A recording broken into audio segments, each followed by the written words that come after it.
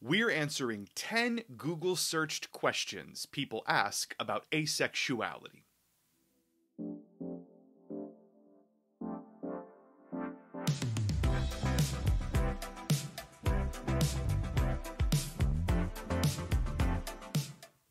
Hey everyone, welcome back to the channel. Now, it's going to come as no surprise to anyone who's watching this video that there are a ton of misconceptions about asexuality out there. So if you are asexual and have been asexual for at least 5 minutes, you probably have encountered a slew of misconceptions from other people about what that means. And we all know that one of the best ways to address misinformation is to go to the internet. I am totally kidding. I do not think that is the best way. The internet is never the best way to learn information about anything, particularly asexuality. So for this video, I thought it would be fun to check out some of the questions people ask Google about asexuality and answer them in a video. On the one hand, we'll be able to marvel at some of the things that people wonder about us and our community and how we exist and experience the world. And on the other hand, it's an opportunity to dispel some misinformation, clarify some things, and teach a little bit about what it means to be ace. So here we go. 10 Google searched questions people have about asexuality. Can a person turn asexual? Okay, so are we talking like turn like a vampire or werewolf? Like are we talking about like are asexual people like if the moon is full and there is a loaf of garlic bread nearby, will we transform into an asexual? That was a terrible werewolf howl. Can you turn asexual? Generally, no, that's not really quite how things work. But there is a more nuanced answer to this question than just a simple no. It's important to remember that our experience of our sexual identities and our experience of sexuality can evolve and change over time. So it is entirely possible for someone to begin their journey understanding themselves as a sexual creature as an allosexual person. And over time, through different experiences and through some external forces that are working on you and your experience, you can start to understand your experience more as asexual than allosexual. But it's not something that just sort of happens at the drop of a hat or, like one person tells you, hey, you might try asexuality, and all of a sudden, boom, you're asexual. Like, it's not how it works. Can you turn asexual in that vampire werewolf one thing happens to you sense? No.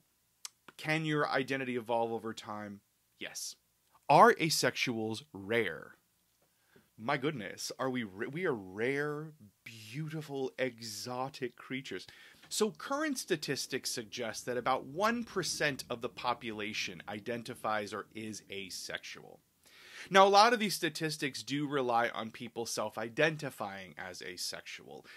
There are people who don't really share that they're ace. There are people who don't know that they're ace and haven't connected themselves to the identity. And so that number may be a little higher overall, but over studies and over censuses that have been done around the asexual community, it's about 1% of the population. So I think it is fair to say that yes, asexual people are rare. But it's important to remember that that rarity doesn't really say much about the substance of being asexual or whether or not asexuality is a right way to be in the world. It doesn't really matter how many of us are asexual. It's important to remember that asexuality, regardless of the percent of us there are out there, is a natural variation of human experience, as natural as being allosexual. Are asexuals depressed? I mean, I'm sure some of us are. I know I am sometimes. Depression isn't what causes asexuality, and this is rooted in one of the common ideas about asexuality. This is rooted in the belief that people are asexual because there is something else wrong with them. One of the misconceptions that persists about asexuality is that asexuality is not a natural variation of human experience, but it is the result of some kind of brokenness or some kind of error or malfunction in a person's development and experience. So either that means a physical malfunction of some kind, for example, like low testosterone or some other hormonal imbalance, or it is some kind of mental deficiency or mental imbalance that a person has that is causing asexuality. But we know that that's not true. Like, you don't have to experience some kind of dysfunction in order to be ace. You can be ace just because you are asexual. It isn't an indication that you are depressed or that there is some other thing wrong with you. An asexual is depressed if they experience depression, but depression does not mean asexuality, and asexuality does not mean depression. They are not causally connected. Can you be asexual if you're a virgin? So yes, of course, you can be asexual if you're a virgin. You can be asexual if you are not a virgin. You can be asexual if you've never had and never want to have sex ever. You can be asexual if you have had sex or intend to have a lot of it. Sexual behavior does not determine your sexual identity. I included this question because it's part of a category of questions that I get a ton as part of ACE dad advice. The questions of, can I be ace if insert specific condition here? Because there's a lot of neurosis and anxiety around, am I allowed to call myself ace if this specific thing is happening to me? I think a lot of times people experience these anxieties around making sure that their very specific individual experience fits asexuality, because they either feel like, if I say I'm asexual and I'm not, then the asexual police are going to come and arrest me and put me in jail or something. Or they just really aren't sure that the more general labels and the more general definitions that a lot of the identity language has in asexuality apply specifically to them.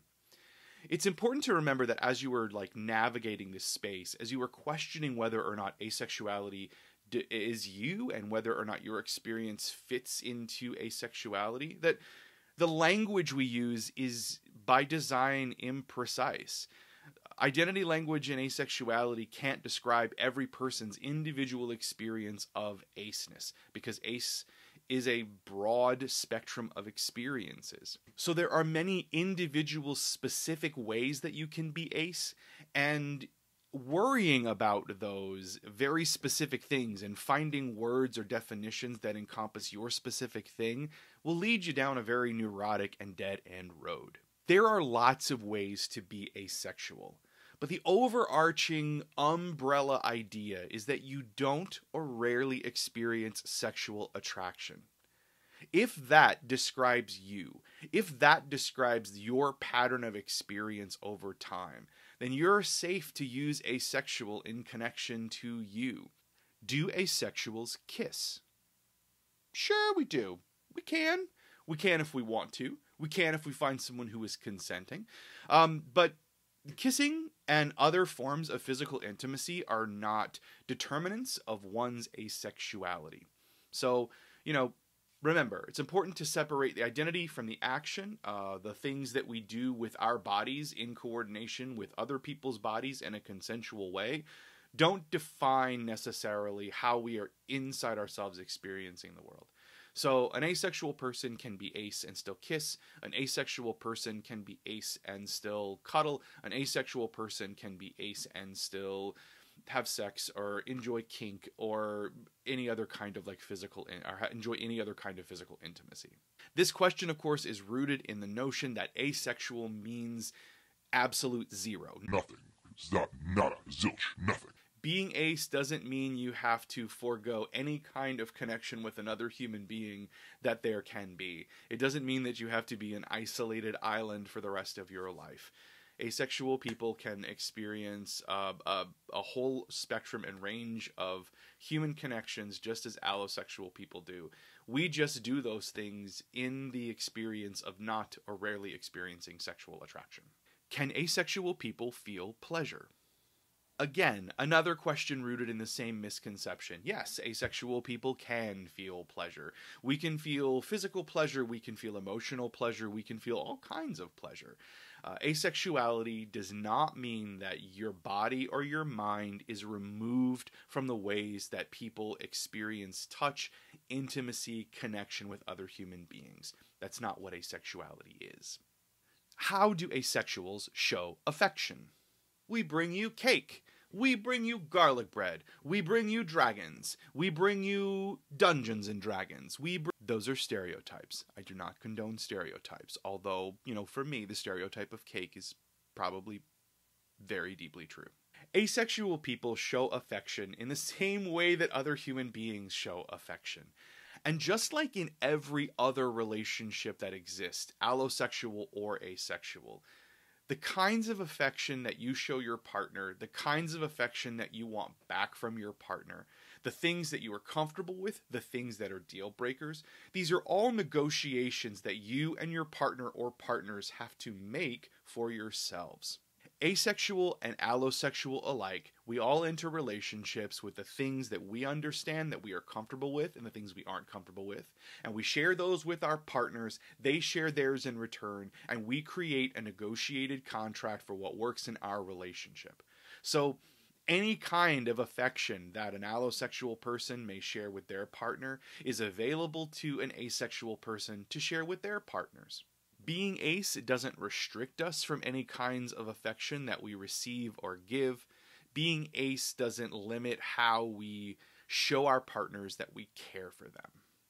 Do asexuals feel love? Absolutely we do. There are many ways for people to express love. And while in our culture, sex is a very prominent way that people are encouraged or told one must use to express love for your romantic partners or any kind of partner or any kind of close person that you have in your life. It isn't the only way. There are many ways for us to experience love and many ways for us to express love. Love isn't just simply sexual or romantic in nature. There is platonic love, there is queer platonic love. There are many, many ways that we can experience that kind of closeness and care and committedness and connectedness to the people in our lives. Asexual people are not cut off from love in any kind of way. We can feel it, we can give it, we can share it. It's ours as much as it is for any allo person. It is important for me here to acknowledge my aro folks out there, people who don't or rarely experience romantic attraction. Very often when we talk about love, we are assuming culturally that we're talking about romantic love. And there are people in the world who just don't experience romantic attraction and don't want to have or don't feel the need to have romantic relationships. Those people also are not cut off from love, capital L, in the general concept. Romantic love isn't the only kind of love there is. And our aro folks out there are connected to people and love people in ways beyond romantic love or beyond sexual connection. So shout out to aro folks who teach us all the time about the expansive idea of love, that it isn't just romantic. Love can mean a lot more than just romance. Can asexuals be in relationships? Absolutely. Asexuals can be in all kinds of relationships. Committed relationships, we can be in casual ones, simply purely sexual ones. That's also open to asexuals if you're sex favorable and enjoy that thing. Asexuals are also open to all the relationship structures that exist. There are monogamous ace folks, there are polyamorous ace folks. I'm a polyamorous ace folk. There are asexual folks who believe in relationship anarchy. All of the relationship structures, all the kinds of relationships one can have are open to asexual people. Remember, being asexual is not cutting off from other forms of human connection. If you want to be in a relationship and you're ace, you can go out and seek a relationship.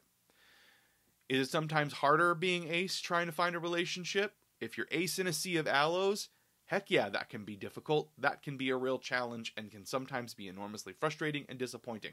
But it is not impossible, and you are not forbidden from relationship land simply because you're ace.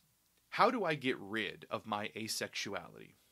I saved this question for last because it is, to me, was the saddest question that I found in my search of Google searches. You know, sometimes being asexual is really, really challenging.